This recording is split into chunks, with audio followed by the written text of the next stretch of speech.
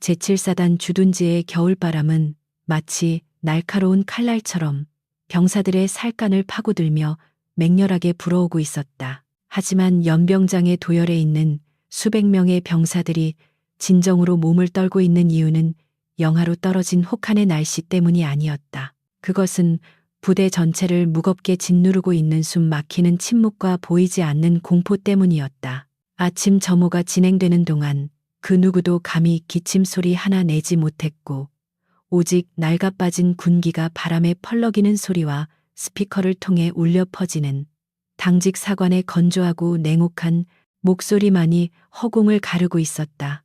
이곳은 나라를 지키는 신성한 군대라기보다는 인간의 존엄성이 철저히 배제된 거대한 수용소와도 같은 음산한 분위기를 풍기고 있었다. 대열의 가장 뒷줄에 서 있는 강도진 이병은 모자 챙 아래로 번뜩이는 눈빛을 감춘 채 주위의 동태를 살피고 있었다. 겉으로 보기에 그는 늦은 나이에 입대한 평범하고 어리숙한 신병처럼 보였지만 그의 내면은 전혀 다른 자아가 지배하고 있었다. 그는 사실 대한민국 국군 내에서도 전설적인 존재로 불리는 UDT의 사성 장군이자 총사령관이었다. 그가 안락한 사령관실을 뒤로하고 신분을 위조하여 이 최전방의 지옥 같은 부대에 잠입한 이유는 단 하나였다. 최근 국방부 내부 감사에서도 밝혀내지 못한 대규모 군수품 횡령과 병사들을 대상으로 한 가혹 행위의 실체를 직접 파헤치고 썩어빠진 환부를 도려내기 위함이었다. 강도진은 자신의 거친 손을 바라보며 끓어오르는 분노를 억누르느라 깊은 숨을 들이마셔야 했다. 그가 이곳에 들어온 지 불과 일주일밖에 되지 않았지만 그가 목격한 것은 군대라고 부르기에도 민망할 정도의 처참한 광경들 뿐이었다. 병사들에게 지급된 방한복은 솜이 다 빠져나가 제 기능을 하지 못했고 식당에서 나오는 밥은 쥐가 파먹은 듯한 저급한 쌀로 지어졌다. 국방 예산으로 배정된 막대한 자금은 누군가의 주머니로 흘러들어가고 있음이 분명했고 그 대가는 힘없는 병사들이 고스란히 치르고 있었다. 강도진은 이 모든 비리의 정점에 누가 있는지 직감하고 있었지만 결정적인 증거를 잡기 전까지는 철저히 이병 강도진으로 살아가야만 했다. 오전 훈련이 시작되자 병사들은 낡은 장비를 짊어지고 진흙탕 속을 구르며 고통스러운 신음을 흘렸다. 장비들은 제대로 정비되지 않아 삐걱거리는 소리를 냈고 녹슨 소총은 툭하면 기능 고장을 일으켜 훈련의 흐름을 끊어놓기 일쑤였다. 교관들은 장비의 노후화를 탓하기는커녕 병사들의 정신 상태가 해이해졌다며 무자비한 얼차려를 부여했다. 흙탕물에 얼굴을 받고 거친 숨을 몰아쉬는 병사들의 눈에는 조국 수호에 대한 자부심 대신 오직 오늘 하루를 무사히 넘겨야 한다는 생존 본능과 깊은 절망감만이 가득 차 있었다. 강도진 역시 진흙탕 속에서 함께 구르며 그들의 고통을 뼛속 깊이 체험하고 기록하고 있었다. 그때 연병장 한쪽에서 날카로운 고함 소리와 함께 둔탁한 타격음이 들려왔다. 중사 계급장을 단 부사관 한 명이 실수로 탄띠를 떨어뜨린 어린 병사의 정강이를 군화발로 걷어차고 있었다. 쓰러진 병사는 고통에 몸부림치며 잘못했다고 빌었지만 중사의 폭력은 멈추지 않고 더욱 거세졌다. 주변의 다른 간부들은 이를 말리기는커녕 오히려 비웃음을 흘리며 구경거리로 삼고 있었다. 강도진의 주먹이 저절로 꽉 쥐어지며 손톱이 손바닥을 파고들었다. 당장이라도 달려나가 저 오만한 중사의 턱을 부러뜨리고 싶었지만 지금 정체를 드러내면 몇 달간 공들인 작전이 수포로 돌아갈 것이 뻔했기에 그는 입술을 깨물며 참아야만 했다. 점심시간이 되어 식당으로 이동하는 병사들의 발걸음은 마치 도살장으로 끌려가는 소처럼 무거웠다. 식당 건물은 낡아서 곳곳에 금이가 있었고 안에서 풍겨 나오는 음식 냄새는 식욕을 돋우기보다는 역겨움을 불러일으켰다. 배식구 앞에 선 병사들은 국 건더기 하나 없는 멀건 국물과 깍두기 몇 조각을 식판에 받으며 체념한 표정을 지었다. 강도진은 식판을 받아들고 구석자리에 앉아 주위를 둘러보았다. 영양실조에 걸린 듯 마른 병사들이 허겁지겁 밥을 먹는 모습은 그가 해외 파병지에서 보았던 난민들의 모습과 겹쳐 보였다. 대한민국 최전방 부대에서 이런 일이 벌어지고 있다는 사실에 그는 참담함을 금할 수 없었다. 식사가 한창일 무렵 식당 문이 거칠게 열리며 장교 정복을 입은 한 여성이 들어왔다. 그녀는 이 부대의 군수 장교인 이수민 중이었는데 그녀의 표정은 잔뜩 굳어 있었다. 그녀는 배식대 뒤쪽에서 조리병들을 닥달하고 있는 보급관에게 다가가 따지듯이 물었다. 그녀의 목소리는 떨리고 있었지만 눈빛만은 강단 있어 보였다. 이수민 중위는 며칠 전부터 병사들의 식자재가 장부에 기록된 것보다 훨씬 적게 들어오는 것에 대해 의문을 품고 끈질기게 조사를 하고 있었다. 하지만 보급관은 그녀의 추궁을 능글맞게 받아넘기며 오히려 그녀가 예민하게 군다는 듯이 비아냥거렸다. 강도진은 묵묵히 밥을 씹으며 이수민 중위와 보급관의 대화를 하나도 놓치지 않고 듣고 있었다. 이수민 중위는 이 썩어빠진 부대에서 유일하게 정의감을 잃지 않고 발버둥치는 인물이었다. 하지만 그녀의 노력은 거대한 비리 카르텔 앞에서는 계란으로 바위치기나 다름없었다. 강도진은 그녀가 곧 닥쳐올 더 큰 위험에 노출되어 있음을 직감했다.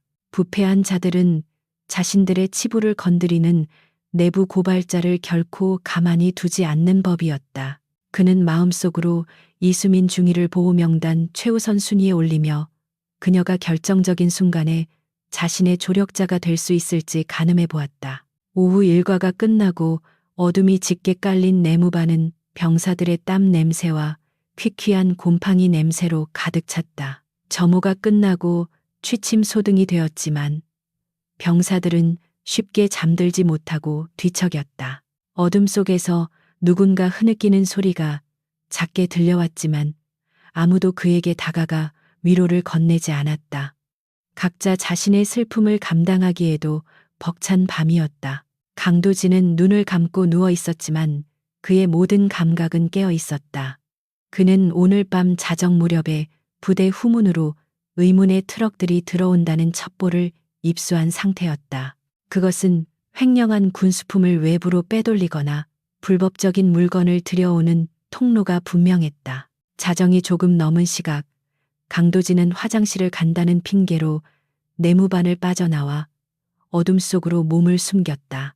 그는 UDT 시절 익힌 은밀한 침투 기술을 이용해 경계병들의 눈을 피해 탄약고 뒤편 언덕으로 이동했다. 차가운 밤 공기 속에서 엔진 소리를 죽인 트럭 2대가 후문을 통과해 창고 쪽으로 이동하는 모습이 포착되었다. 트럭 주위에는 익숙한 얼굴의 간부들이 서성거리고 있었는데 그 중에는 낮에 보았던 보급관과 그를 비호하는 세력들이 포함되어 있었다. 그들은 주위를 두리번거리며 트럭에서 상자들을 내리거나 싣는 작업을 서둘러 진행하고 있었다.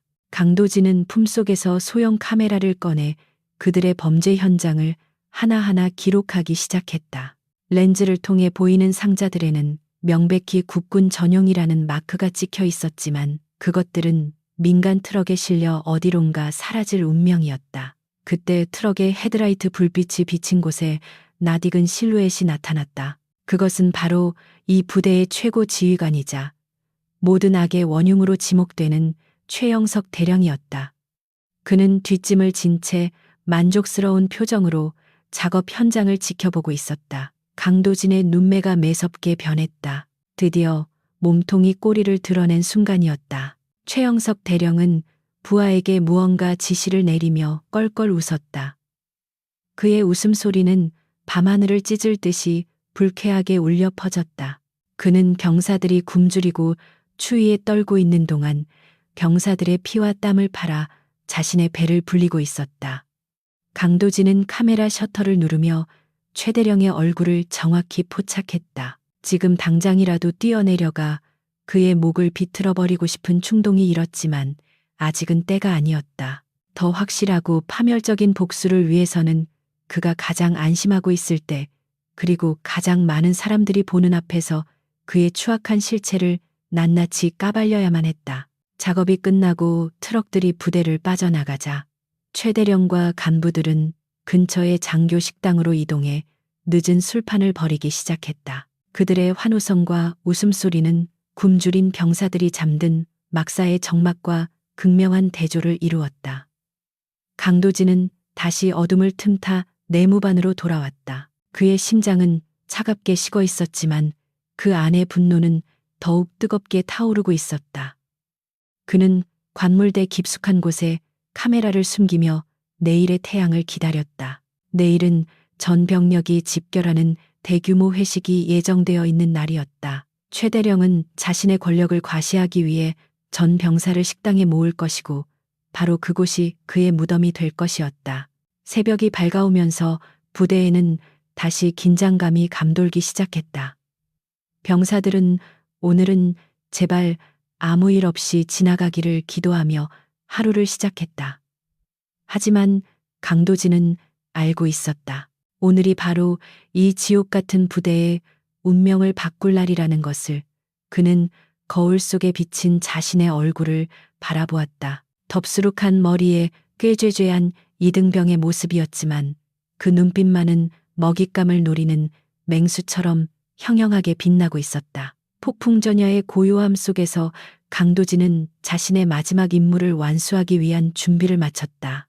이제 사냥을 시작할 시간이었다. 다음 날 아침 연병장에는 전날보다 더 무겁고 살벌한 기운이 감돌고 있었다. 밤새 내린 눈이 진흙과 뒤엉켜 엉망이 된 땅 위로 제7사단 전체 병력이 집결해 있었다. 살을 내는 듯한 추위 속에서도 병사들은 미동조차 하지 않고 정면만을 응시하고 있었다. 그들의 시선 끝에는 화려한 장식이 달린 단상과 그 위에 거만하게 서 있는 한 남자가 있었다.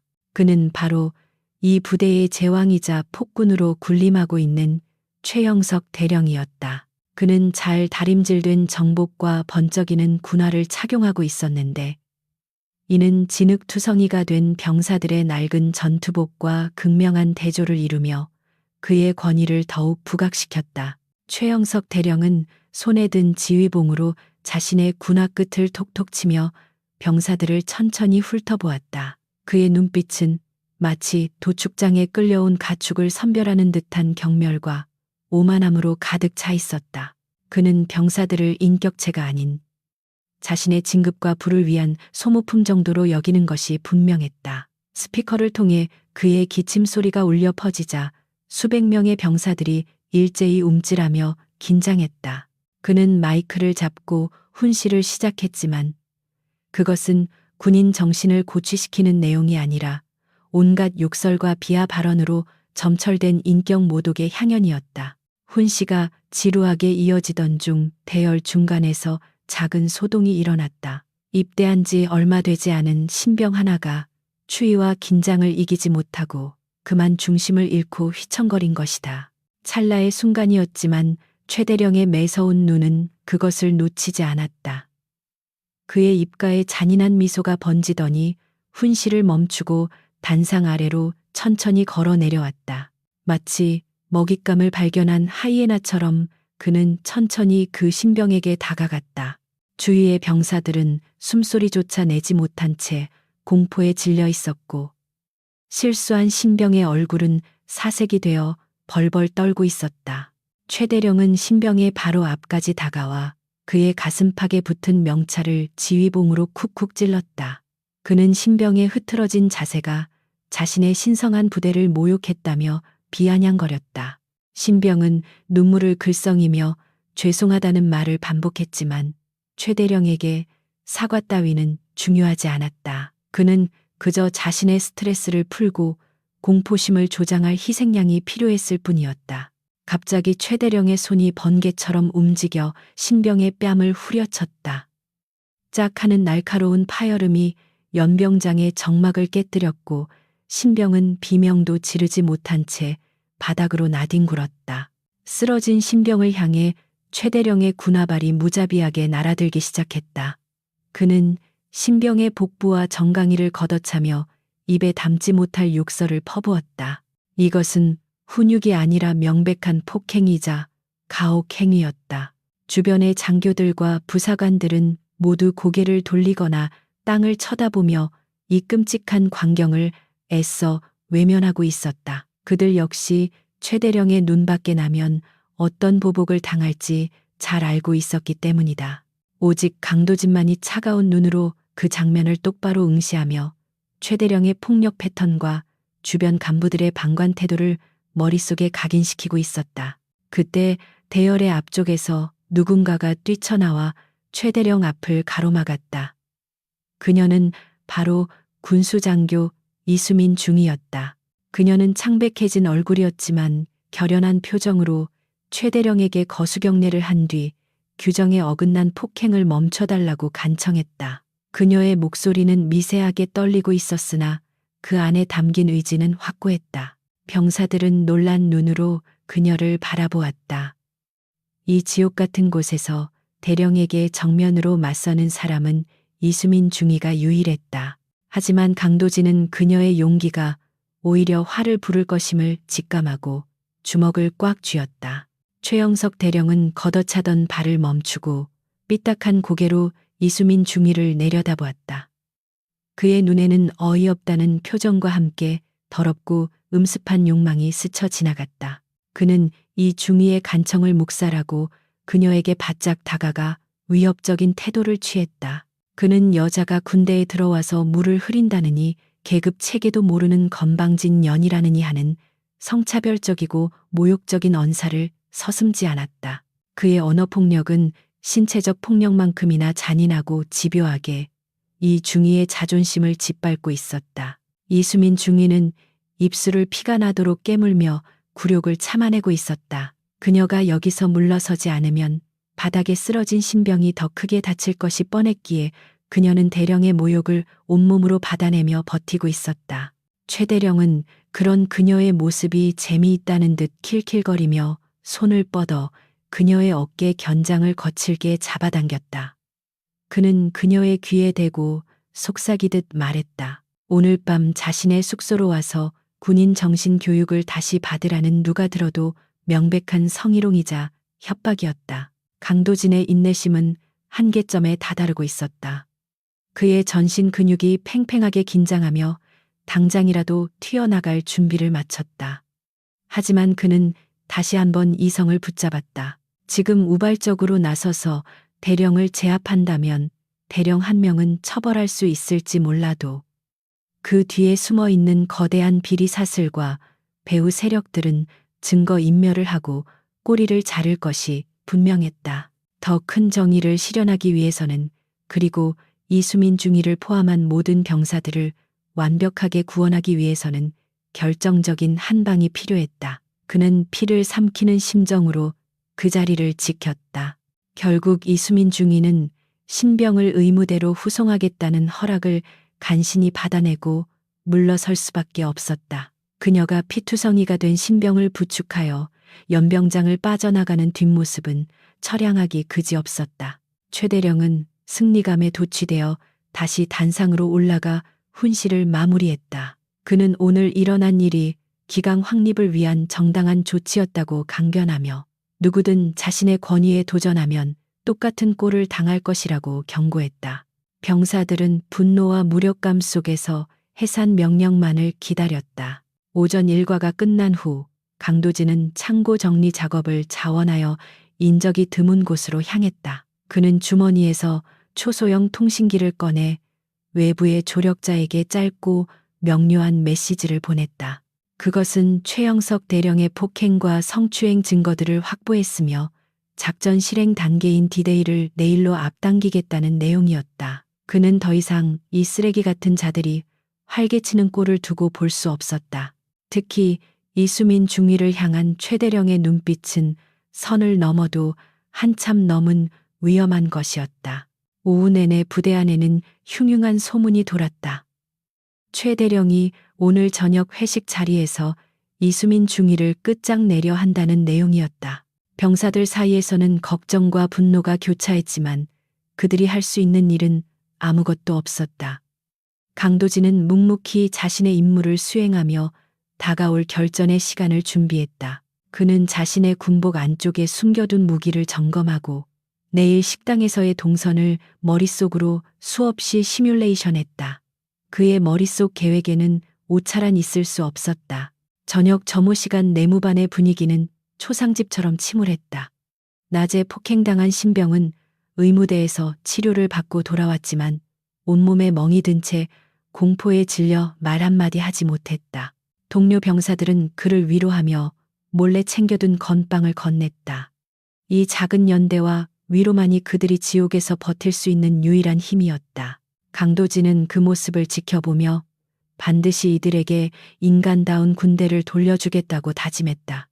그의 눈은 어둠 속에서도 형형하게 빛나고 있었다. 밤이 깊어지자 강도진은 몰래 행정반 건물 근처로 접근했다. 최대령의 집무실 창문 너머로 불빛이 새어 나오고 있었다. 안에서는 고급 양주를 마시며 부하들과 히덕거리는 최대령의 그림자가 비쳤다. 그들은 내일 있을 대규모 회식을 축제라고 부르며 기대하고 있었다.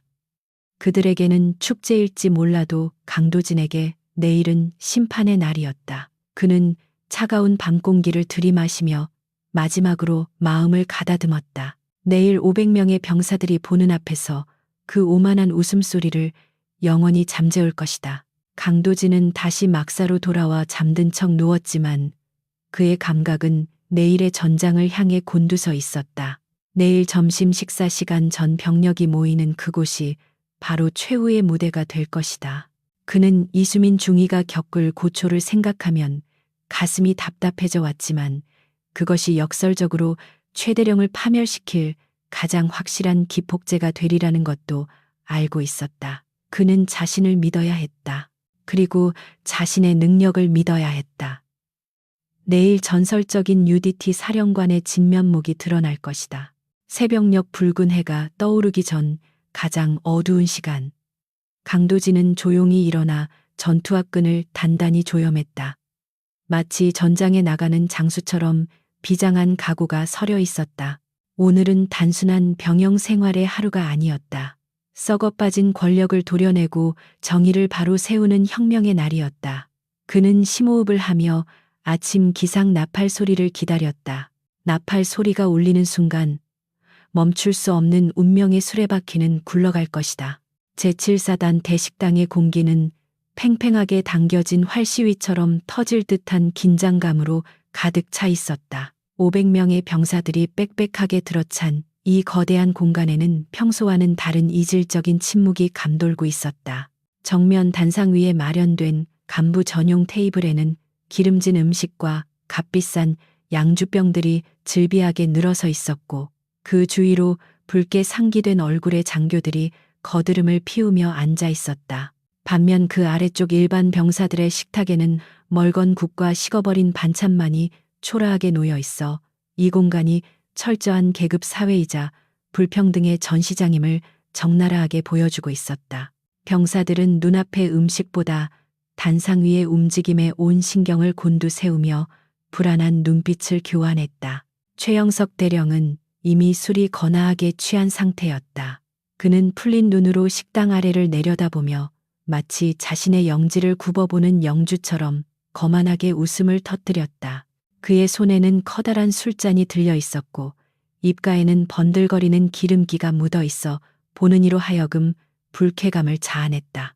그는 옆에 앉은 부관에게 큰 소리로 농담을 던지며 낄낄거렸는데 그 소리는 스피커를 타고 식당 전체에 기괴하게 울려 퍼졌다. 병사들은 주먹을 꽉 쥐고 고개를 숙인 채 이 역겨운 광경이 빨리 끝나기만을 마음속으로 간절히 빌고 있었다. 하지만 최대령의 축제는 이제 막 시작된 참이었다. 식사 분위기가 무르익어갈 무렵 최대령이 비틀거리며 자리에서 일어났다. 그는 마이크를 잡고 횡설수설하며 병사들의 노고를 치하하는 척했으나 그 내용은 자신의 업적을 과시하고 충성을 강요하는 헛소리에 불과했다. 그러던 중 그의 시선이 식당 구석에서 조용히 식사를 하고 있던 이수민 중위에게 머물렀다. 그의 눈빛이 순간적으로 탁하게 번뜩였다. 그는 대뜸 마이크에 대고 이수민 중위의 이름을 크게 호명하며 앞으로 나와서 술을 한 잔 받으라고 명령했다. 식당 안의 모든 시선이 순식간에 이수민 중위에게 쏠렸다. 이수민 중위는 당황한 기색이 역력했지만 군인으로서의 절도를 잃지 않으려 애쓰며 자리에서 일어났다. 그녀는 단상 앞으로 걸어나가 절도 있게 경례를 올렸다. 하지만 최대령은 그녀의 경례를 받아주는 대신 그녀의 머리부터 발끝까지 훑어내리는 노골적인 시선을 보냈다. 그는 마이크를 끄지도 않은 채 여자가 군복을 입으니 폼이 안 난다는 둥, 화장을 좀 하고 다니라는 둥, 성차별적인 발언을 서슴지 않았다. 식당 안의 공기가 차갑게 얼어붙었다. 이것은 단순한 농담이 아니라 명백한 성희롱이자 공개적인 모욕이었다. 강도진은 식당 중간 지점에 앉아 이 모든 상황을 지켜보고 있었다. 그의 젓가락질은 멈췄고 전신의 감각은 극도로 예민해져 있었다. 그는 최대령의 행동 패턴을 분석하며 위험 수위를 가늠하고 있었다. 술에 취해 이성을 잃은 권력자는 통제 불능의 흉기와도 같았다. 강도진은 주변 병사들의 동요를 감지했다. 옆자리에 앉은 김일병의 손이 부들부들 떨리고 있었고 건너편 상경의 눈에는 분노의 눈물이 고여 있었다. 폭발 직전의 압력 밥솥처럼 식당 안의 분노 게이지는 위험 수위를 넘나들고 있었다. 최대령은 이수민 중위에게 술잔을 내밀며 마실 것을 강요했다. 이수민 중위는 근무 중에는 술을 마실 수 없다는 규정을 들어 정중하게 거절했다. 하지만 그 거절은 최대령의 비틀린 자존심을 건드리는 기폭제가 되었다. 그는 얼굴을 불그락푸르락하며 술잔을 테이블에 거칠게 내려놓았다. 그는 자신이 주는 술이 독약이라도 되냐며 상관의 명령을 거역하는 것이 네가 배운 군인 정신이냐고 고함을 질렀다. 그의 목소리에는 살기가 어려 있었다. 이수민 중위는 입술을 굳게 다물고 부동 자세를 유지했지만 그녀의 주먹 쥔 손끝은 하얗게 질려 있었다. 분위기가 험악해지자 주변의 다른 장교들이 눈치를 보며 말리는 심혈을 했지만 최대령은 그들의 손길을 거칠게 뿌리쳤다. 그는 오히려 더 흥분하여 이수민 중위에게 다가가 위협적인 태도를 취했다. 그는 그녀의 군복상의 단추를 손가락으로 툭툭 건드리며 옷차림이 단정치 못해서 정신 상태가 썩은 것이라고 트집을 잡기 시작했다. 그의 손길은 불필요하게 끈적거렸고 명백히 성적인 의도가 담겨 있었다. 이수민 중위가 반사적으로 몸을 뒤로 물리자 최대령은 짐승처럼 으르렁거리며 그녀의 팔을 낚아챘다. 어딜 도망가 상관이 복장 검사를 해주겠다는데 최대령의 고함 소리가 식당을 뒤흔들었다. 500명의 병사들이 숨을 죽이고 그 광경을 목격하고 있었다. 그들은 당장이라도 뛰쳐나가 저 미친 대령을 끌어내리고 싶었지만 계급이라는 거대한 벽과 군법이라는 족쇄가 그들의 발목을 잡고 있었다. 그들은 자신들이 존경하는 중위가 저런 수모를 당하는 것을 보면서도 아무것도 할 수 없다는 무력감에 치를 떨었다. 그 무력감은 곧 걷잡을 수 없는 분노로 변해가고 있었다. 강도진의 눈매가 날카로워졌다. 이제 임계점이 멀지 않았다. 최대령은 테이블 위에 놓여있던 과도를 집어들었다. 날카로운 칼날이 식당 조명을 받아 서늘한 빛을 뿜어냈다. 그는 칼끝으로 이수민 중위의 군복 여기저기를 가리키며 실밥이 튀어나왔다는 둥 헛소리를 해댔다. 칼을 든 그의 손은 술기운으로 인해 위태롭게 흔들리고 있었다. 자칫하면 큰 사고로 이어질 수 있는 일촉즉발의 상황이었다. 이수민 중위는 눈앞에서 번뜩이는 칼날을 보며 공포에 질렸지만 비명을 지르지 않기 위해 안간힘을 쓰고 있었다. 그녀의 눈에서는 기어이 참았던 눈물이 한 방울 흘러내렸다. 여자는 역시 치마를 입어야지. 이따위 펑퍼짐한 바지를 입으니 자세가 안 나오잖아. 최대령이 기괴한 웃음을 흘리며 내뱉은 말은 도를 넘어도 한참 넘은 것이었다. 그는 칼끝을 이수민 중위의 허벅지 근처로 가져갔다. 바지의 헐렁한 부분을 칼로 건드리며 장난치듯 위협했다. 식당 안의 병사들 사이에서 낮은 신음소리가 터져 나왔다. 더 이상 참을 수 없다는 신호였다. 하지만 간부들은 여전히 최대령의 눈치를 보며 침묵하고 있었고 그 비겁한 침묵이 상황을 최악으로 몰아가고 있었다. 강도진은 자리에서 천천히 일어날 준비를 했다. 그의 근육은 스프링처럼 압축되었고 시선은 최대령의 손목과 목의 급소에 고정되었다. 그는 최단 거리로 이동하여 상대를 제압하는 시뮬레이션을 머릿속으로 끝마쳤다. 그의 개입은 곧 자신의 신분이 노출됨을 의미했고 이는 지금까지 준비해온 잠입수사의 끝을 알리는 것이었다. 하지만 눈앞에서 벌어지는 야만을 방관하는 것은 군인의 명예, 아니 인간으로서의 도리를 저버리는 짓이었다. 정의를 위해 위장했지만 정의를 지키기 위해 위장을 벗어야 할 순간이 온 것이다. 그때 최대령의 광기는 정점에 달했다. 그는 이수민 중위가 자신의 장난에 반응하지 않고 뻣뻣하게 서 있는 것이 마음에 들지 않았다.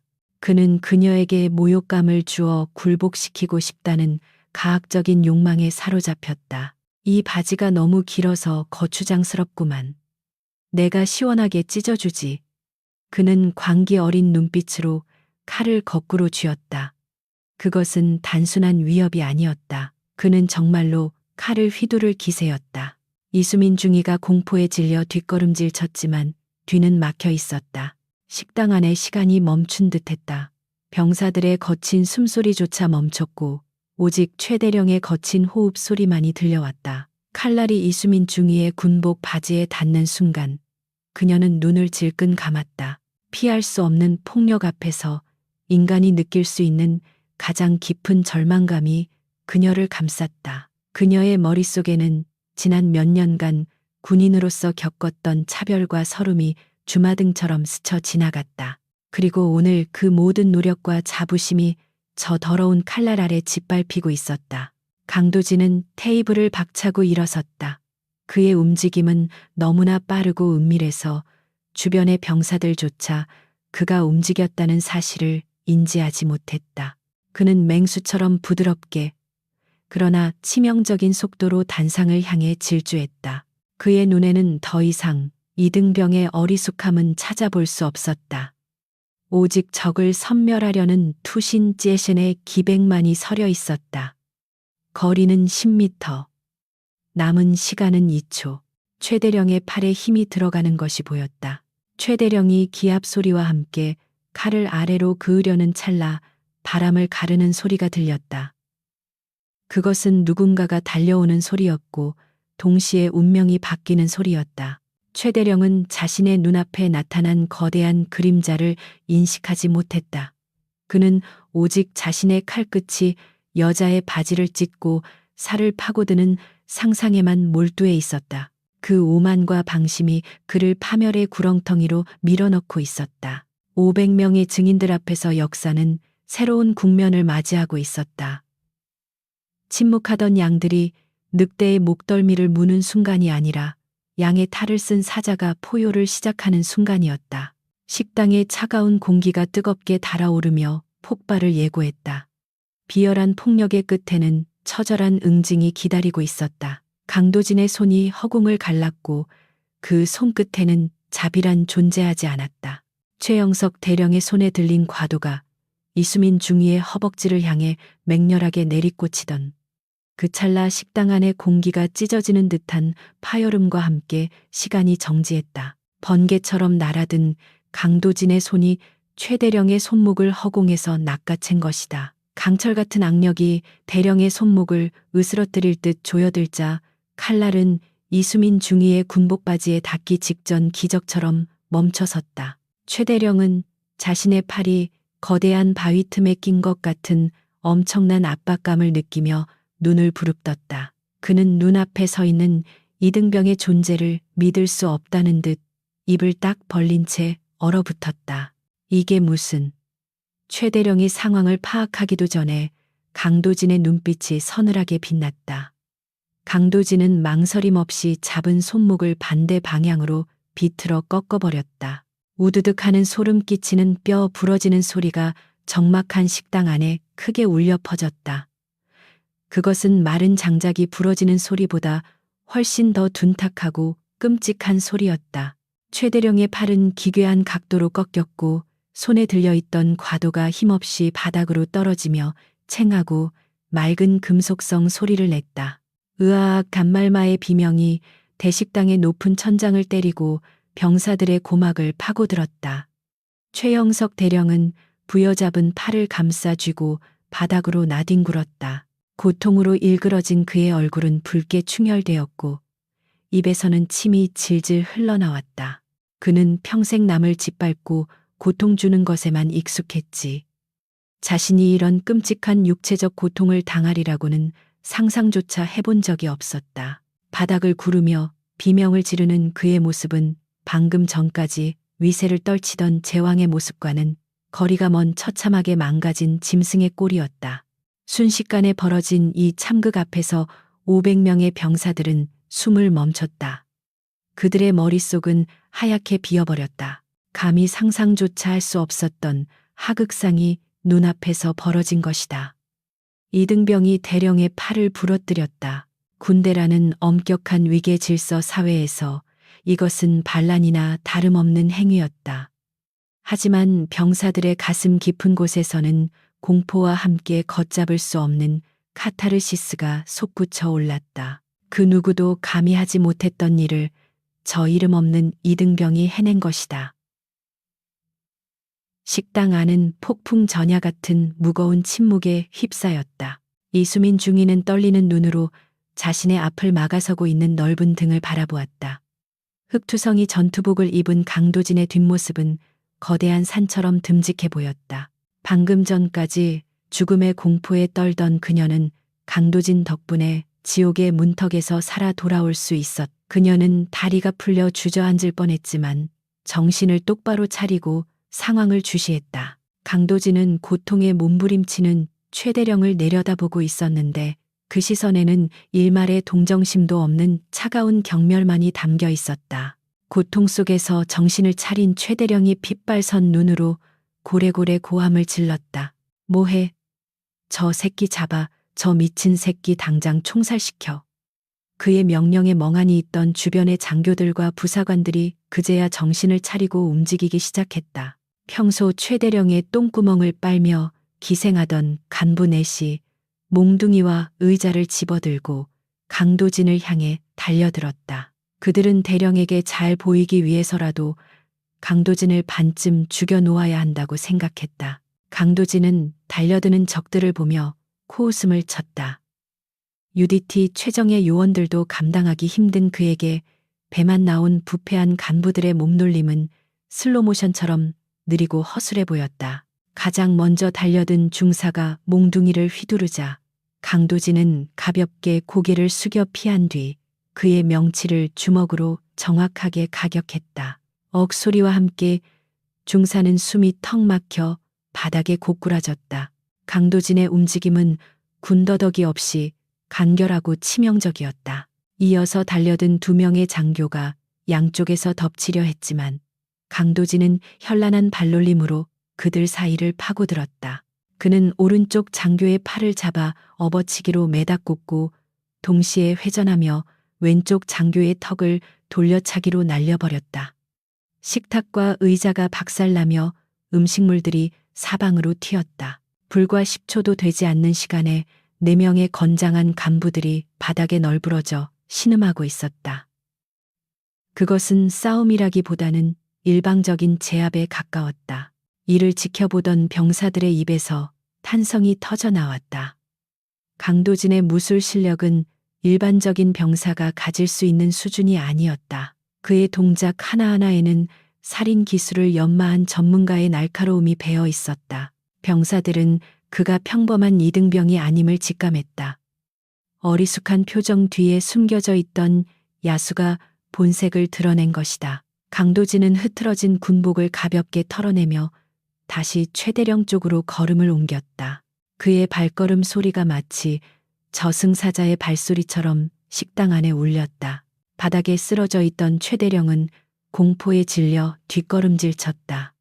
한 팔이 부러진 채 덜렁거리고 있었지만 육체적 고통보다 더 큰 공포가 그를 덮쳤다.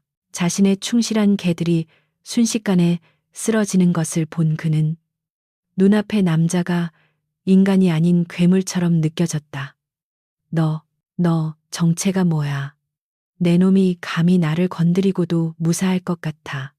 최대령은 덜덜 떨리는 목소리로 허세를 부려보려 했지만 이미 그의 눈동자는 공포로 흔들리고 있었다. 강도진은 최대령의 코앞까지 다가가 한쪽 무릎을 꿇고 앉았다.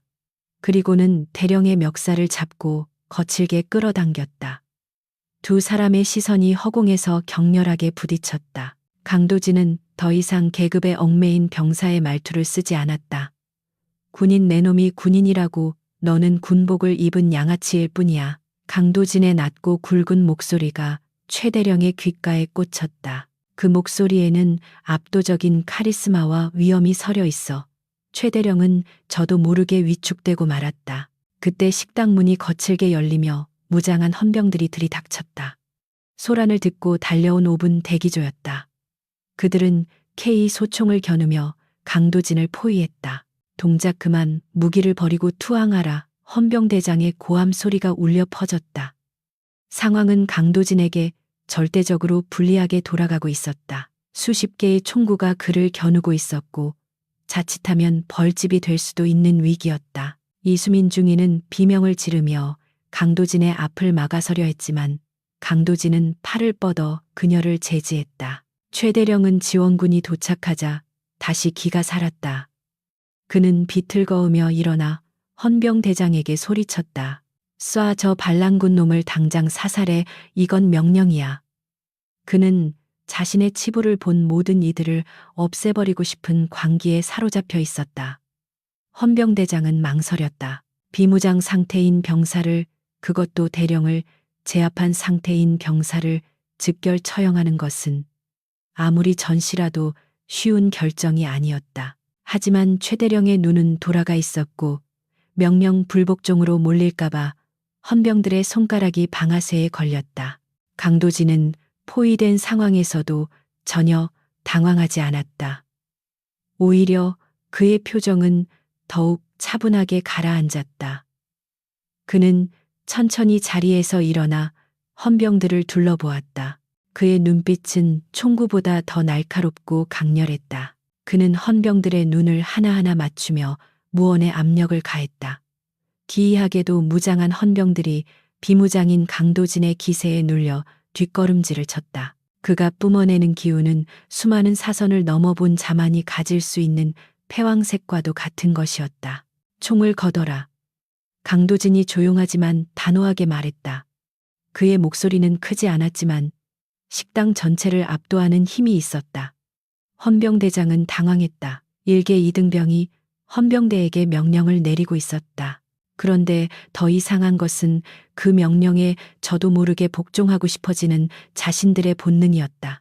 강도진의 말투와 자세, 그리고 눈빛은 그가 평범한 병사가 아님을 웅변하고 있었다.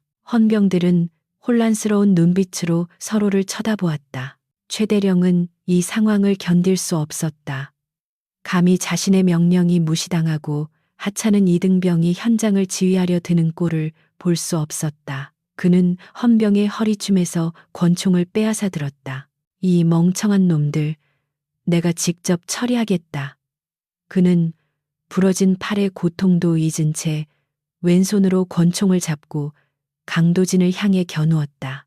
총구는 흔들리고 있었지만 거리가 너무 가까워 빗나갈 확률은 거의 없었다. 이수민 중위가 안 돼요라고 외치며 달려들려 했다. 죽어라. 이 벌레 같은 놈. 최대령이 방아쇠를 당기려는 찰나 강도진이 손을 들어 올렸다. 그것은 항복의 표시가 아니었다. 멈추라는 제스처였다. 그 순간 식당의 스피커에서 찢어지는 듯한 사이렌 소리가 울려 퍼졌다. 그리고 식당의 대형 스크린이 갑자기 켜지며 화면이 바뀌었다. 화면에는 최대령이 지난 몇 달간 저지른 군수품 횡령 장부와 성추행 영상 증거들이 파노라마처럼 흘러나오기 시작했다. 강도진이 어젯밤 설치해둔 프로그램이 작동한 것이었다. 모두의 시선이 스크린으로 쏠렸다. 최대령 역시 자신의 추악한 비밀이 만천하에 공개되는 것을 보고 넋이 나갔다. 총을 든 손이 힘없이 떨렸다. 강도진은 그 틈을 놓치지 않고 최대령에게 다가가 손목을 쳐서 권총을 떨어뜨리게 했다. 그리고는 최대령의 귓가에 나직하게 속삭였다. 게임은 끝났다. 최영석, 이제 네가 심판받을 차례다. 강도진의 목소리는 사형 선고처럼 차갑고 무거웠다. 강도진은 자신의 상의 단추를 천천히 풀기 시작했다. 병사들과 헌병들은 숨을 죽이고 그를 지켜보았다. 낡은 이등병 전투복 상의가 벗겨지자 그 안에는 아무도 예상하지 못한 것이 드러났다. 그는 얇은 기능성 티셔츠를 입고 있었지만 목에 걸린 인식표 줄에는 둔탁한 금속 펜던트가 달려 있었다. 그것은 일반 병사의 인식표가 아니었다. 특수작전 사령관만이 소지할 수 있는 황금색 독수리 문양이 새겨진 아이디 카드였다. 강도진은 그 아이디 카드를 높이 들어 올렸다.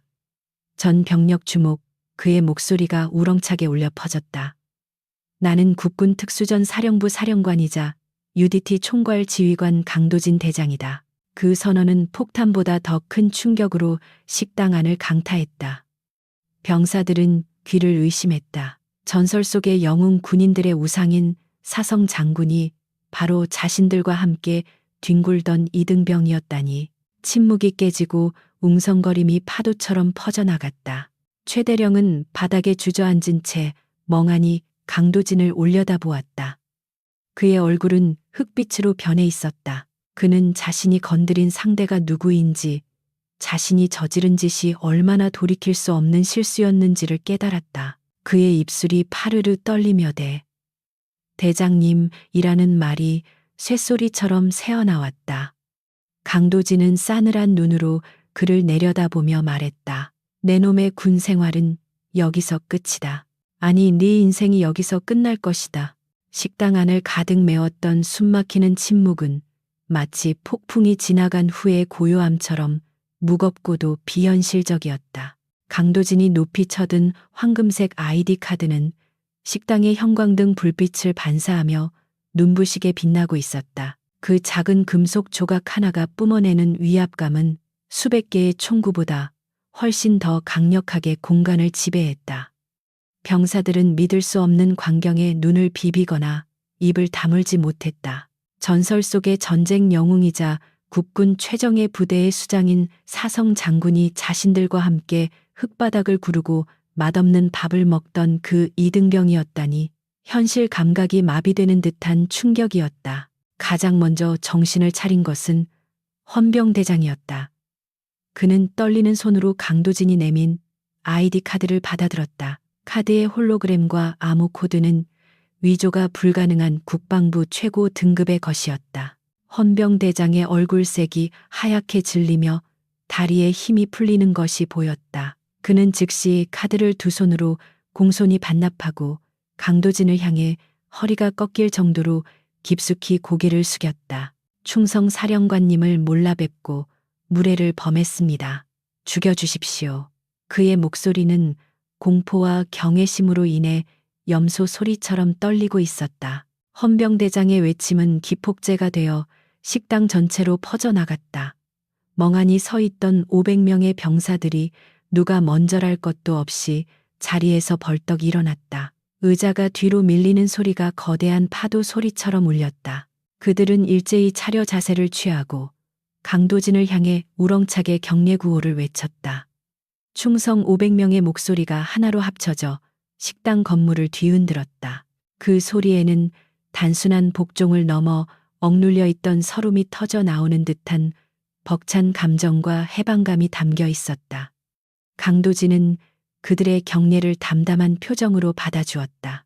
반면 바닥에 나뒹굴고 있던 최영석 대령은 이 상황을 도저히 받아들일 수가 없었다. 팔이 부러진 고통보다 자신의 왕국이 무너져 내리는 정신적 고통이 더 컸다. 그는 미친 사람처럼 고개를 저으며 소리를 질렀다. 거짓말이야. 저거 다 가짜야. 이등병 주제에 감히 장군 사칭을 해 저놈 당장 체포해야지만 그의 악에 바친 고함 소리는 공허한 메아리가 되어 사라질 뿐이었다. 이미 전세는 완전히 역전되었고 그의 부하들조차 슬금슬금 뒷걸음질 치며 그와의 거리를 벌리고 있었다. 강도진은 최대령의 발악을 철저히 무시한 채 귀에 꽂혀 있던 초소형 인이어에 대고 짧게 명령을 내렸다. 상황 종료, 진입하라. 그의 명령이 떨어지기가 무섭게 식당 밖에서 거대한 굉음이 들려오기 시작했다. 그것은 헬리콥터의 로터가 돌아가는 소리였다. 곧이어 식당의 유리창들이 진동으로 인해 덜덜 떨리더니 사방의 출입문이 동시에 박살나듯 열리며 검은색 전술 장비를 착용한 무장 병력들이 들이닥쳤다. 그들은 일반 보병과는 차원이 다른 움직임을 보여주는 UDT 최정예 타격대였다. 순식간에 수십 명의 UDT 대원들이 식당 내부를 장악했다. 그들은 레이저 조준기가 달린 최신형 소총으로 최대령과 그의 추종 세력들을 겨누었다. 검은색 복면을 쓴 대원들의 살기 등등한 눈빛에 부패한 간부들은 오줌을 지릴 정도로 겁을 먹고 바닥에 납작 엎드렸다. 최대령을 호위하던 헌병들은 저항할 엄두조차 내지 못하고 즉시 무기를 내려놓고 투항했다. 식당은 더 이상 제7사단의 구내식당이 아니라 강도진이 지휘하는 작전 상황실로 변해 있었다. 타격대원들 사이를 가르고 정복을 입은 한 대령이 걸어 들어왔다.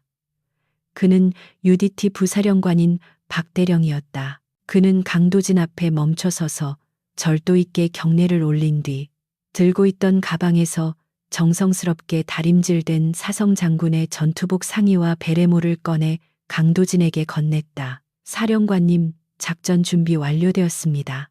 명령만 내려주십시오. 박대령의 목소리에는 강도진에 대한 무한한 신뢰와 존경이 담겨 있었다. 강도진은 흙 묻은 이등병 상의를 벗어던지고 자신의 진짜 계급장이 달린 옷을 걸쳐 입었다. 강도진이 사계의 별이 박힌 베레모를 쓰는 순간 그의 주위에는 범접할 수 없는 아우라가 피어올랐다. 그는 더 이상 잠입 수사관이 아닌 대한민국 국군을 호령하는 총사령관의 모습으로 돌아왔다. 옷이 날개라는 말이 있지만 강도진의 경우 옷이 그를 만드는 것이 아니라 그가 입음으로써 그 옷이 비로소 빛을 발하는 듯했다. 그는 천천히 단상 위로 올라갔다. 조금 전까지 최대령이 서서 횡포를 부리던 그 자리에 이제는 진짜 주인이 서 있었다. 그는 차가운 눈으로 아래를 내려다보며 상황을 일순간에 정리했다. 지금 이 순간부터 제7사단의 지휘권은 UDT 사령부가 접수한다. 강도진의 선언은 법이자 절대적인 명령이었다.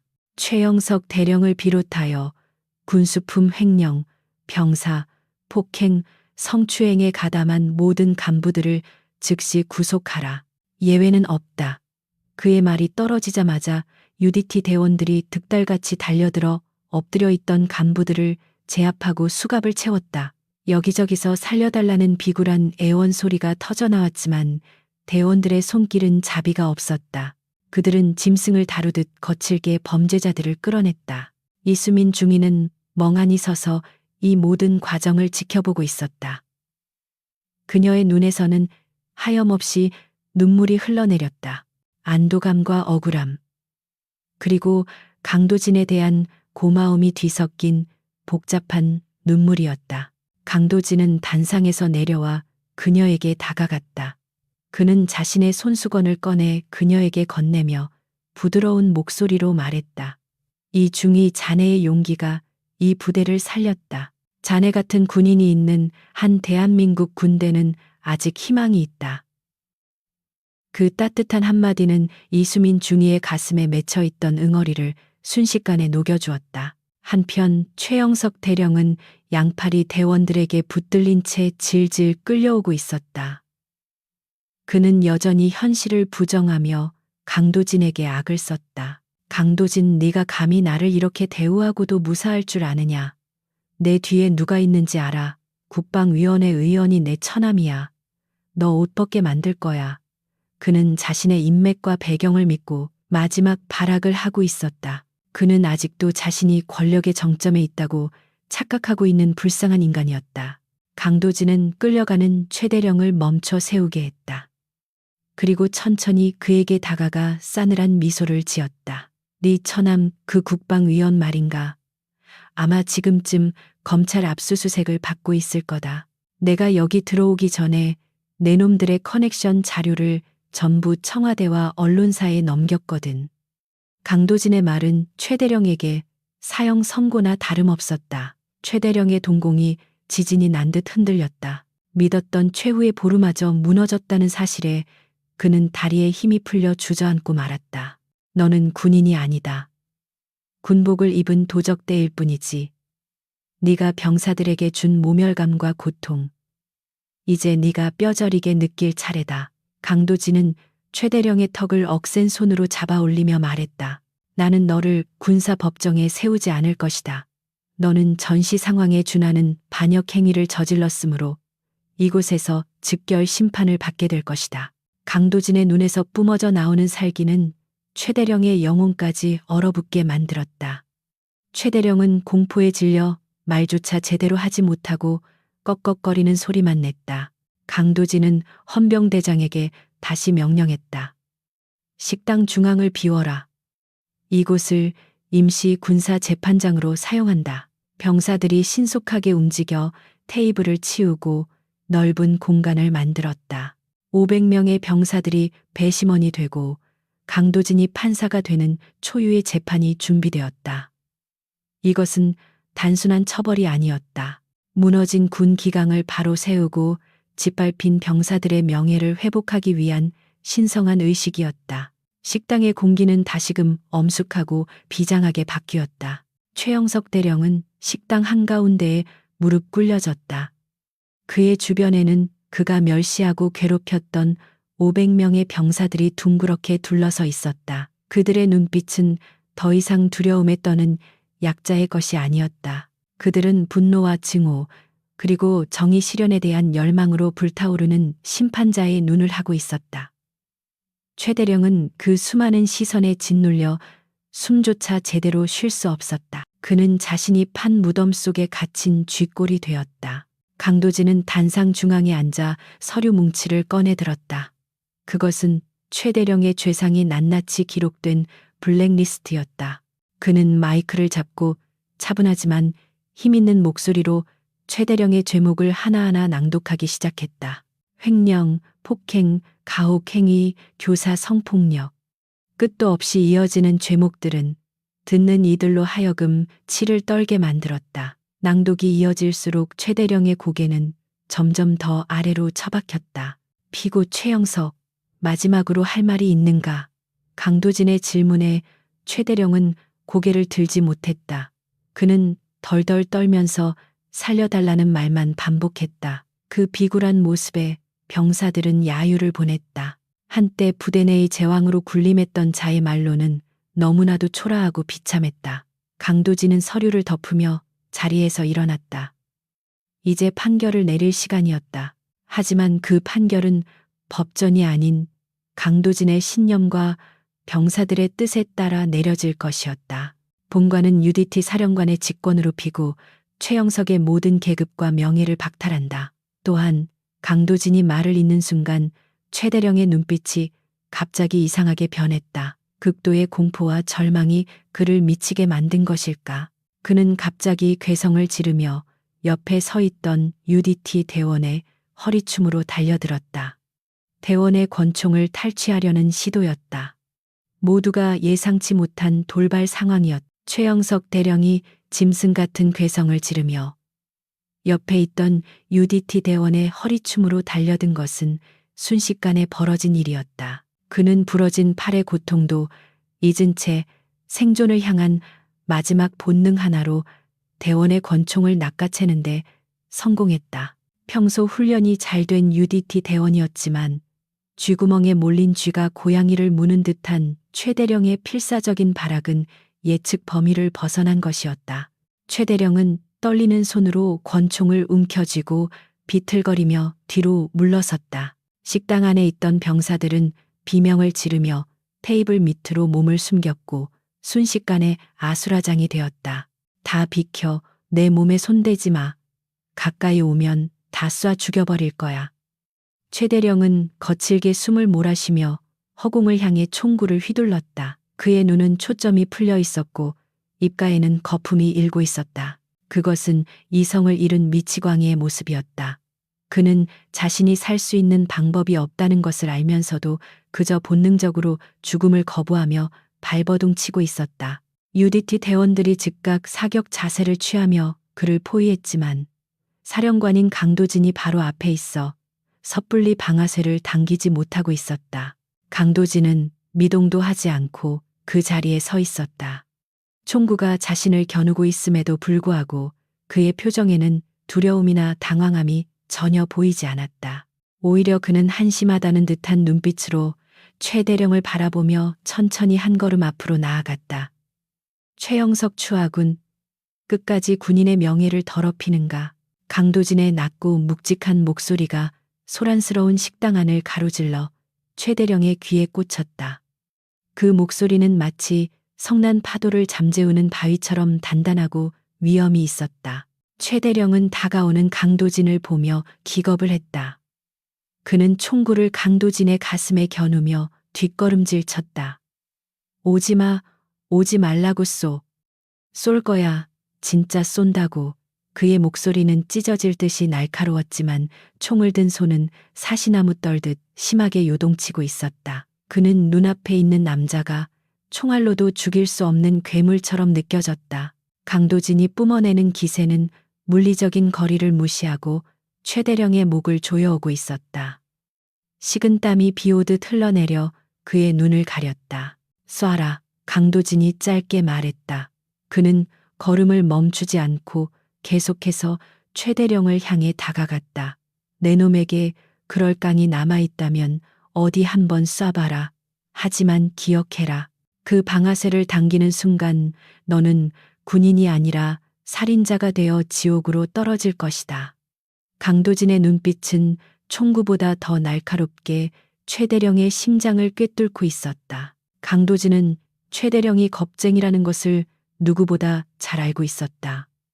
약자에게는 한없이 잔인하지만 강자 앞에서는 비굴하기 짝이 없는 인간의 전형이었기 때문이다. 최대령의 호흡이 불규칙해지며 과호흡 증상이 나타나기 시작했다. 그는 주위를 둘러보았다. 수백 명의 병사들이 테이블 밑에서 고개를 내밀고 자신을 쳐다보고 있었다. 그들의 눈빛에는 더 이상 공포가 없었다. 오직 경멸과 증오, 그리고 동정심조차 없는 차가운 시선들 뿐이었다. 최대령은 그 시선들이 총알보다 더 아프게 자신의 몸을 뚫고 들어오는 것을 느꼈다. 그는 자신이 쌓아 올린 모래성이 완전히 무너져 내렸음을, 그리고 다시는 예전으로 돌아갈 수 없음을 뼈저리게 깨달았다. 이수민 중위는 기둥 뒤에 숨어 이 광경을 지켜보고 있었다. 그녀는 강도진이 위험해질까봐 안절부절 못했다. 당장이라도 뛰쳐나가 강도진을 막고 싶었지만 지금 섣불리 움직였다가는 오히려 최대령을 자극하여 우발적인 사격을 유발할 수 있었다. 그녀는 두 손을 모으고 간절히 기도했다. 제발 아무 일 없이 이 악몽이 끝나기를. 그녀의 눈에 비친 최대령은 더 이상 무서운 상관이 아니었다. 그는 권력이라는 껍데기가 벗겨지자 아무것도 남지 않은 그저 나약하고 초라한 늙은이에 불과했다. 나는 이렇게 끝날 사람이 아니야. 내가 어떻게 여기까지 올라왔는데. 최대령이 울부짖었다. 그는 자신의 과거를 회상했다. 동기들을 모함하고 상관에게 뇌물을 바치고 부하들의 공을 가로채며 악착같이 기어올랐던 그 세월들이 주마등처럼 스쳐 지나갔다. 그 모든 것이 이 한순간에 물거품이 되었다는 사실을 인정할 수 없었다. 그의 멘탈은 완전히 붕괴되었다.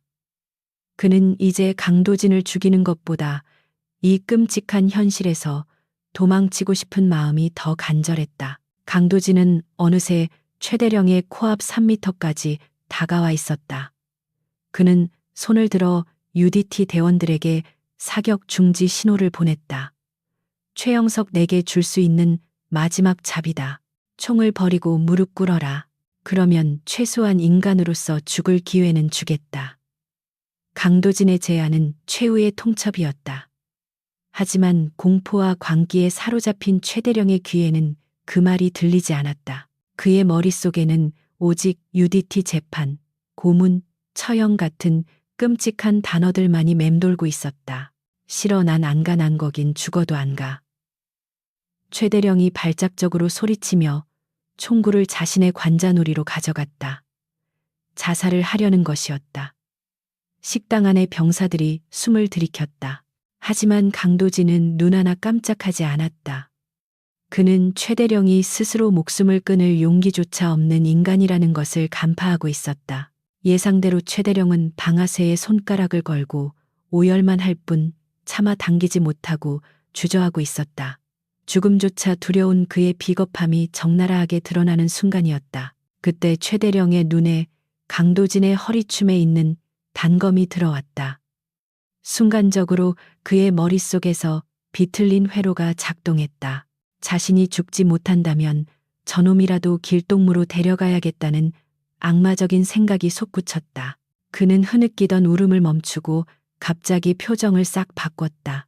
그의 눈에 살기가 다시 돌아왔다. 그래, 너만 없으면, 너만 죽으면 다 해결돼. 그는 관자놀이에 댔던 총을 다시 강도진에게 겨누며 방아쇠를 당겼다. 탁 날카로운 총성이 식당 안을 뒤흔들었다. 병사들은 비명을 지르며 귀를 막았다.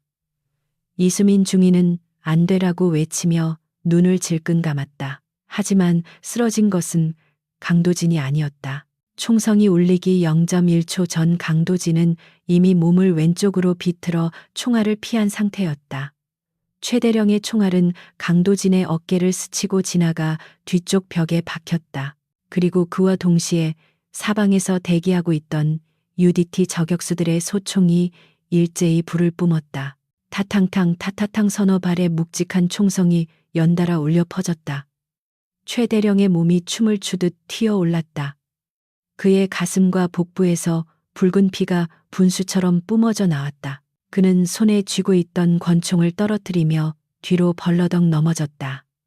그의 눈은 허공을 응시한 채 크게 떠져 있었지만 이미 그 눈동자에서는 생명의 빛이 사라지고 있었다. 그는 바닥에 쓰러져 몇 번 경련을 일으키더니 이내 축 늘어졌다. 악명 높았던 제7사단장의 비참하고 허무한 최후였다. 총성이 멈추고 식당 안에는 매캐한 화약 냄새와 비릿한 피 냄새가 진동했다. 누구 하나 입을 떼는 사람이 없었다. 500명의 병사들은 눈앞에서 벌어진 처형식을 멍하니 바라보았다. 그것은 현실이라기보다는 한 편의 느와르 영화를 보는 것 같았다. 최대령의 시체 주변으로 붉은 피가 웅덩이를 이루며 번져나갔다. 그 피는 그가 그동안 병사들에게서 착취했던 고열처럼 검붉고 탁했다. 정의가 실현되었지만 그 과정은 결코 아름답지 않았고 잔혹했다. 강도진은 쓰러진 최대령의 시체 앞으로 다가갔다. 그는 무표정한 얼굴로 시체를 내려다보았다.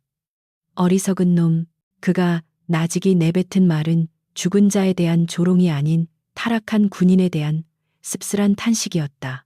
그는 UDT 의무병을 불렀지만 이미 사망한 것을 확인하고는 시체를 수습하라고 지시했다. 대원들이 다가와 최 대령의 시체를 군용 포대로 감싸고 들것에 실어 나갔다. 마치 오물을 치우는 듯한 신속하고 건조한 처리가 이어졌다. 강도진은 피 묻은 바닥을 외면하고 다시 단상 위로 올라갔다. 그의 어깨에서는 스친 상처 때문에 피가 배어 나오고 있었지만 그는 전혀 개의치 않았다. 그는 500명의 병사들을 향해 다시 섰다. 병사들은 여전히 충격에서 벗어나지 못하고 얼어붙어 있었다. 강도진은 마이크를 잡았다. 상황 종료. 모든 위협은 제거되었다. 그의 목소리는 조금 전보다 훨씬 부드러워져 있었다. 그것은 지휘관이 부하들을 안심시키려는 배려가 담긴 목소리였다. 오늘 여러분이 본 것은 단순한 살인이 아니다. 이것은 썩어빠진 환부를 도려내는 수술이었다. 강도진이 말을 이었다. 군대는 국가와 국민을 지키기 위해 존재한다. 하지만 그 힘을 사리사욕을 채우는 데 사용하고 전우를 괴롭히는 데 쓴다면 그건 군인이 아니라 범죄자다. 나는 오늘 그 범죄자를 처단했다. 병사들은 그제야 안도의 한숨을 내쉬며 고개를 끄덕였다. 그들은 강도진의 말 한마디 한마디에서 진정한 군인의 품격을 느꼈다. 오늘부로 제7사단의 모든 부조리와 악습은 폐지된다. 너희들은 더 이상 부당한 명령에 복종할 필요가 없다. 내가 그리고 UDT가 너희들의 뒤를 지킬 것이다. 강도진의 선언에 병사들 사이에서 작은 흐느낌이 터져 나왔다. 그동안 억눌러왔던 서름이 복받쳐 오른 것이다. 하나둘씩 울기 시작하더니 곧 식당 안은 병사들의 통곡 소리로 가득 찼다. 그것은 슬픔의 눈물이 아니라 긴 악몽에서 깨어난 안도와 기쁨의 눈물이었다. 이수민 중위도 한쪽 구석에서 조용히 눈물을 훔쳤다. 그녀는 강도진을 바라보며 깊은 존경심을 느꼈다. 그는 단순히 힘이 센 영웅이 아니었다. 병사들의 아픔을 이해하고 그들의 마음을 어루만져 주라는 진정한 리더였다. 그녀는 강도진이 흘린 피가 헛되지 않도록 자신이 이 부대를 정상화하는 데 일조하겠다고 다짐했다. 오늘 흘린 피는 제7사단이 새롭게 태어나기 위한 걸음이 될 것이었다. UDT 대원들이 식당을 정리하고 상황을 통제하기 시작했다. 병사들은 질서 정연하게 막사로 복귀하라는 명령을 받았다. 그들의 발걸음은 어제와 달랐다. 여전히 춥고 배고픈 군 생활이겠지만 이제 그들에게는 희망이라는 것이 생겼다. 그들은 나가면서 바닥에 남은 핏자국을 한 번씩 쳐다보았다. 그 핏자국은 권력의 무상함과 정의의 무거움을 동시에 보여주는 역사적인 흔적이었다. 강도진은 창가에 서서 눈 덮인 연병장을 바라보았다. 회색빛 하늘에서 다시 눈이 내리기 시작했다. 하얀 눈송이들이 세상을 덮으며 피 냄새와 화약 냄새를 지워주고 있었다. 폭풍은 지나갔고 이제 폐허 위에 새로운 집을 지을 시간이었다. 강도진은 깊은 숨을 들이마셨다. 그의 임무는 아직 끝나지 않았다. 아니, 진정한 임무는 이제부터 시작이었다. 그는 흩어지는 눈발 속에서 조국의 미래를 보고 있었다. 최영석 대령의 시신이 수습되고 난 후 제7사단은 전례 없는 대대적인 정화 작업에 돌입했다. 강도진 사령관의 지시 아래 UDT 수사관들은 사단 본부의 모든 서류와 컴퓨터 데이터를 압수하여 정밀 분석에 들어갔다. 그동안 최 대령과 그의 측근들이 저지른 비리의 증거들은 본물 터지듯 쏟아져 나왔고 그 규모는 실로 상상을 초월하는 것이었다. 그들은 병사들의 부식비를 횡령하여 유흥비로 탕진했을 뿐만 아니라 군용 유류와 장비들을 민간업자에게 불법으로 매각하여 막대한 뒷돈을 챙겨왔음이 만천하에 드러났다. 강도진은 그들의 죄상을 하나도 빠짐없이 기록하여 국방부 검찰단에 직접 넘겼다. 수사관들이 행정반을 뒤집어 엎는 동안 UDT 타격대원들은 부대 내에 숨어있던 최대령의 잔당들을 색출해냈다. 평소 병사들을 괴롭히는데 앞장섰던 악질 부사관들과 부패한 장교들은 쥐새끼처럼 창고나 보일러실에 숨어있다가 줄줄이 끌려 나왔다. 그들의 손목에는 은팔찌가 채워졌고 그토록 거만했던 얼굴들은 공포와 수치심으로 얼룩져 있었다. 병사들은 연행되어 가는 그들을 보며 10년 묵은 체증이 내려가는 듯한 통쾌함을 느꼈다. 그것은 단순한 복수가 아니라 무너졌던 정의가 제자리를 찾아가는 과정이었다. 사필귀정이라는 옛말이 눈앞에서 실현되고 있었다. 강도진 사령관은 비리 척결과 동시에 병사들의 처우 개선을 최우선 과제로 삼았다. 그는 즉시 인근 보급부대에 연락하여 최상급 식자재와 방한 장비를 긴급 공수하도록 명령했다. 헬리콥터와 수송 트럭들이 줄지어 들어오며 신선한 고기와 과일, 그리고 솜이 빵빵하게 들어간 신형 방한복들을 쏟아냈다. 창고에 쌓여만 가던 낡은 장비들은 전량 폐기 처분되었고 병사들에게는 개인별로 맞춤형 전투 장비가 지급되었다. 보급품을 받아든 병사들의 눈은 휘둥그레졌고 그들의 얼굴에는 믿을 수 없다는 표정과 함께 환한 웃음꽃이 피어났다. 그날 저녁 식사 시간. 식당의 풍경은 어제와 180도 달라져 있었다. 식판에는 기름기가 자르르 흐르는 불고기와 김이 모락모락 나는 쌀밥, 그리고 신선한 과일이 가득 담겨 있었다. 병사들은 허겁지겁 밥을 먹으며 감격에 겨워 울먹였다. 그동안 쓰레기 같은 밥을 먹으며 짐승 취급을 당했던 서름이 따뜻한 밥 한 숟가락에 녹아내렸다. 강도진은 식당 한 구석에서 그 모습을 조용히 지켜보았다. 병사들이 배불리 먹고 웃는 모습. 그것이 바로 그가 사성장군으로서 그리고 한 명의 군인으로서 지키고자 했던 진정한 안보였다. 식사가 끝난 후 강도진은 이수민 중위를 사령관 임시 집무실로 호출했다. 그녀는 말끔하게 정돈된 정복을 입고 긴장된 표정으로 들어왔다. 강도진은 자리에서 일어나 그녀에게 정중하게 악수를 청했다. 그는 그녀의 손을 굳게 잡으며 그동안의 노고와 용기에 대해 깊은 감사를 표했다. 이수민 중위는 벅차오르는 감정을 억누르며 눈시울을 붉혔다. 강도진은 그녀에게 새로운 인사 명령서를 건넸다. 그것은 그녀를 소령으로 1계급 특진시키고 제7사단의 군수 참모로 정식 임명한다는 내용이었다. 이 소령 자네는 불의에 타협하지 않고 끝까지 부하들을 지켰네. 그 정신이야말로 지휘관이 갖춰야 할 가장 중요한 덕목이지. 강도진의 칭찬에 이수민은 고개를 숙여 감사를 표했다. 그녀는 단순히 계급이 올라간 것보다 존경하는 영웅에게 군인으로서 인정받았다는 사실이 더 기뻤다. 강도진은 그녀에게 앞으로 이 부대를 투명하고 공정하게 이끌어달라고 당부했다. 그녀는 강도진의 눈을 똑바로 바라보며 목숨을 바쳐 그 임무를 완수하겠다고 다짐했다. 그녀의 눈빛은 그 어느 때보다 강인하게 빛나고 있었다. 며칠 뒤 제7사단의 모든 정화 작업이 마무리되고 UDT 병력이 철수할 시간이 다가왔다. 강도진은 별도의 이임식이나 환송 행사를 하지 말라고 엄명했다. 그는 자신이 영웅으로 추앙받는 것을 원치 않았고 그저 해야 할 일을 했을 뿐이라고 생각했다. 그는 조용히 짐을 챙겨 지프차에 올랐다. 그의 짐은 올 때와 마찬가지로 단출했다. 하지만 그가 부대에 남긴 유산은 결코 가볍지 않았다. 그는 500명의 병사들 가슴속에 긍지와 희망이라는 씨앗을 심어 놓았다. 그러나 강도진의 바람과는 달리 그가 떠난다는 소식을 들은 전 병력이 연병장으로 쏟아져 나왔다. 누가 시키지도 않았는데 그들은 자발적으로 도열하여 긴 인간 띠를 만들었다. 영하의 날씨 속에서도 그들의 자세는 흐트러짐이 없었다. 강도진의 지프차가 천천히 움직이자 선임 병장의 구호에 맞춰 500명의 병사들이 일제히 거수경례를 올렸다. 충성 감사합니다.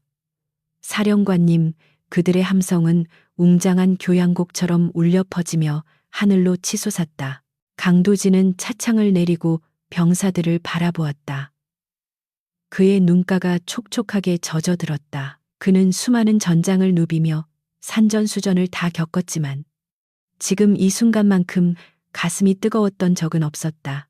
권력이나 명예가 아닌 진심에서 우러나오는 존경과 감사를 받는다는 것이 군인으로서 얼마나 큰 영광인지를 그는 다시금 깨달았다. 그는 병사들에게 담내로 거수경례를 올렸다. 그의 절도 있는 손끝에는 떠나는 자의 아쉬움과 남은 자들에 대한 축복이 담겨 있었다.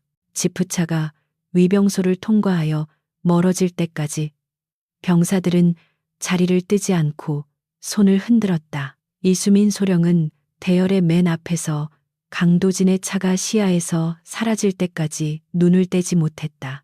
그녀에게 강도진은 단순한 상관을 넘어 인생의 스승이자 구원자였다.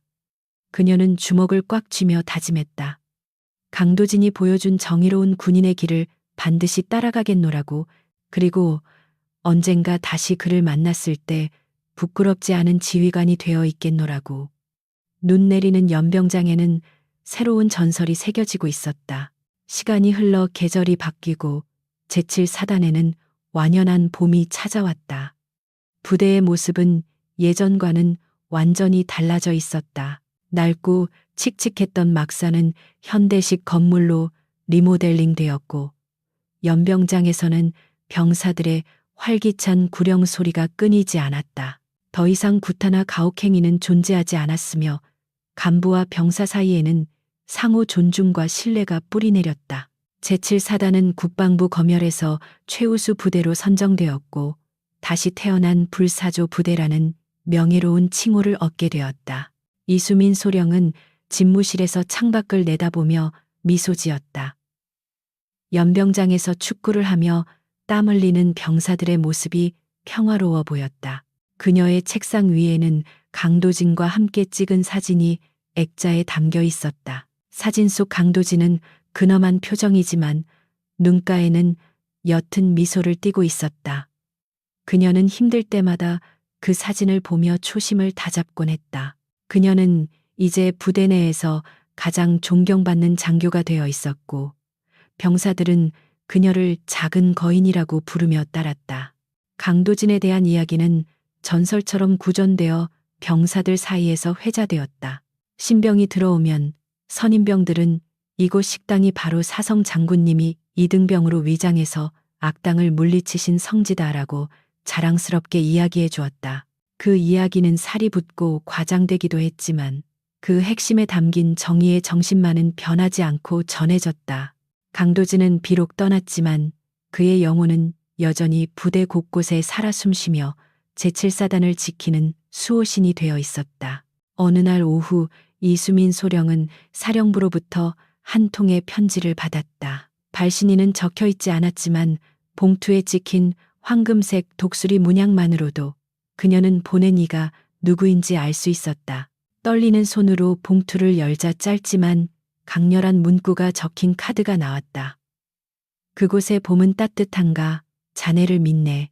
강도진의 친필이었다. 이수민은 카드를 가슴에 품고 파란 하늘을 올려다보았다. 그녀의 얼굴에 환한 미소가 번졌다. 그녀는 자리에서 일어나 군모를 고쳤었다. 그리고 문을 열고 힘차게 밖으로 나갔다. 연병장의 병사들이 그녀를 보고 반갑게 격려를 했다.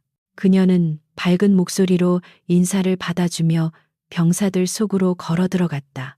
강도진이 남겨준 희망의 불씨는 이제 거대한 횃불이 되어 제7사단을 그리고 대한민국 군대를 환하게 비추고 있었다. 정의가 승리하고 상식이 통하는 세상. 그것은 결코 꿈이 아니라 그들이 만들어가는 현실이었다. 저 멀리 산 너머로 붉은 노을이 지고 있었다. 하지만 그것은 끝이 아니라 내일 떠오를 태양을 예비하는 서곡이었다. 제7사단의 하루는 그렇게 평화롭고 힘차게 저물어가고 있었다.